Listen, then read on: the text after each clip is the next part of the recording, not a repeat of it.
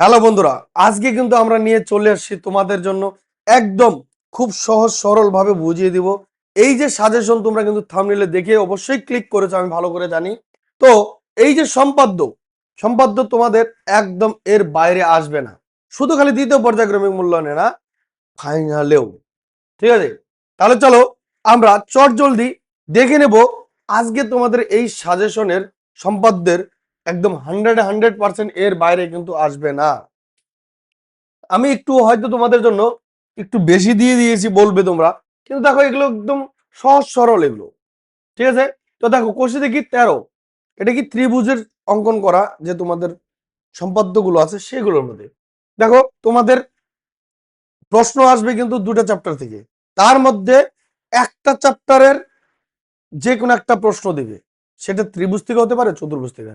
এর জন্য কিন্তু তোমাকে একটু বেশি শিখতে হচ্ছে। ঠিক আছে, সম্পাদ্য ভাই একটু চিত্র অঙ্কন করা শিখলেই, শুধুমাত্র চিত্র অঙ্কনে কিন্তু তোমাকে 4 নাম্বার দিচ্ছে। তাহলে দেখো 2 এর দাগের বেশি ইম্পর্টেন্ট আছে, শিখে নিবে ভালো করে। 2 এর দাগ, 3 এর দাগ, 4, 5, 7, তার মধ্যে কিন্তু বেশি ইম্পর্টেন্ট 2 এর দাগ আছে। ঠিক আছে, তারপরে 3 এর দাগের অঙ্কগুলো, আর 6 এইটা ভাই এটাও যারা যারা শিখতে একটু করছো 5 নাম্বার, 2 নাম্বার। ঠিক আছে, আর 7 নাম্বারটা শিখে নেবে। 3 নাম্বার পারলেও ভালো, 3 নাম্বারটাও দেখবে কিন্তু, হ্যাঁ 3 নাম্বারটাও। তাহলে 1, 2, 3, 4 এই 4টা বেশি ইম্পর্টেন্ট, এটা একটু কম ইম্পর্টেন্ট আছে।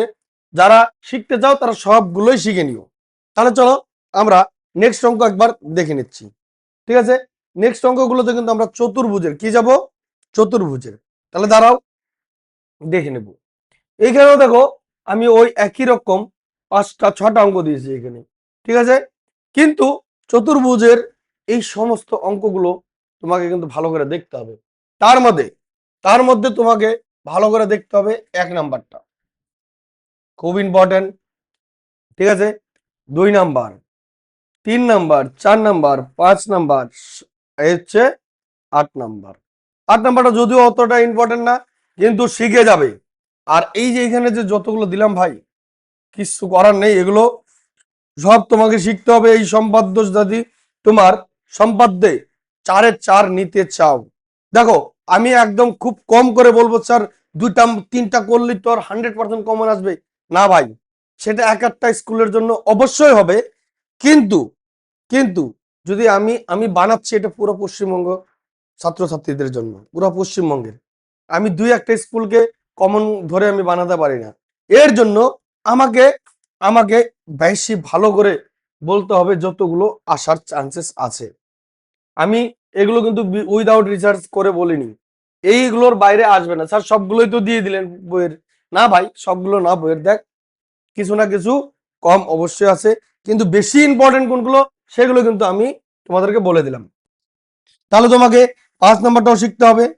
ঠিক আছে, 8 নাম্বারটাও শিখতে হবে।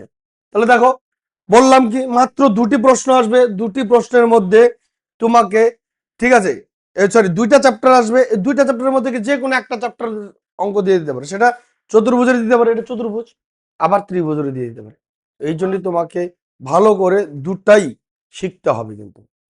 ঠিক আছে, তাহলে যদি ভালো লেগে থাকে এই ভিডিওটা, যদি এই পর্যন্ত তুমি দেখে থাকো, তাহলে অবশ্যই অবশ্যই আমাদের চ্যানেল নতুন হয়ে থাকলে আমাদের চ্যানেলকে সাবস্ক্রাইব করবে, লাইক করবে, আর বন্ধুদের সাথে অবশ্যই শেয়ার করে দিবে। তাহলে দেখা হচ্ছে আবার এরকমই ঠিক 100% কমন সহকারে অঙ্কের সাথে। চলো ততক্ষণের জন্য ভালো থাকবে, সুস্থ থাকবে, অল দ্য বেস্ট।